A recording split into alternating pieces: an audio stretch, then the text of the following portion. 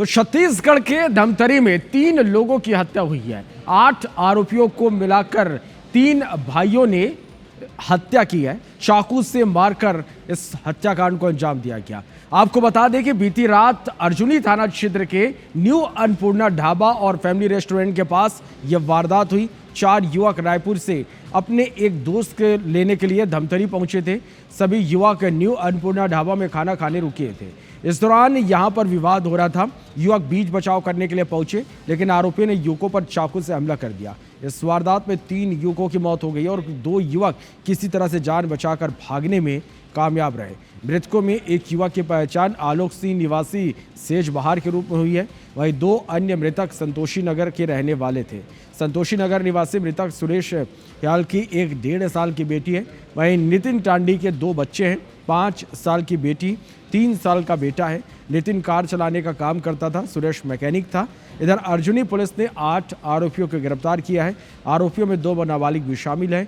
2 आरोपी कुर्रा गांव और 6 आरोपी मथुरा डी के रहने वाले हैं। नशे की हालत में आरोपियों ने घटना को अंजाम दिया था। इधर मृतकों के परिजनों ने घटना की निष्पक्ष जांच कर कड़ी कार्रवाई की मांग की है।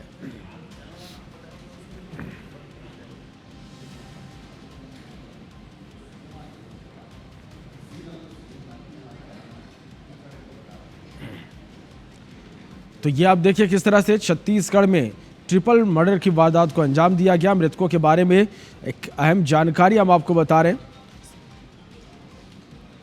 नितिन टांडी, जिनके 2 बच्चे हैं, 5 साल की बेटी है, 3 साल का उनका एक बेटा भी है। नितिन कार चलाने का काम करता था, सुरेश मैकेनिक था। तीनों दोस्त रायपुर के रहने वाले थे जो ढाबे में पहुंचे हुए थे। 3 दोस्तों का मर्डर हुआ है। बीच बचाव करने ये पहुंचे थे, तभी आरोपियों ने इन पर चाकू से ताबड़तोड़ हमला कर दिया। 2 युवकों ने किसी तरह भागकर अपनी जान बचाई है। तो छत्तीसगढ़ के धमतरी में 3 लोगों की हत्या हुई है। 8 आरोपियों ने मिलकर 3 भाइयों की हत्या कर दी। चाकू से वारदात को अंजाम दिया गया। आपको बता दें कि बीती रात अर्जुनी थाना क्षेत्र के न्यू अन्नपूर्णा ढाबा और फैमिली रेस्टोरेंट के पास ये वारदात हुई। 4 युवक रायपुर से अपने एक दोस्त को लेने के लिए धमतरी पहुंचे थे। सभी युवक न्यू अन्नपूर्णा ढाबा में खाना खाने रुके थे और इस दौरान वहां विवाद हो रहा था। युवक बीच बचाव करने के लिए पहुंचे थे, लेकिन आरोपियों ने युवक पर चाकू से हमला कर दिया। इस वारदात में 3 युवकों की मौत हो गई और 2 युवक किसी तरह से जान बचाकर भागने में कामयाब रहे। मृतकों में से एक युवक की पहचान आलोक सिंह निवासी सेज बहार के रूप में हुई है। वहीं 2 अन्य मृतक संतोषी नगर के रहने वाले थे। संतोषी नगर निवासी मृतक सुरेश ह्याल की एक 1.5 साल की बेटी है।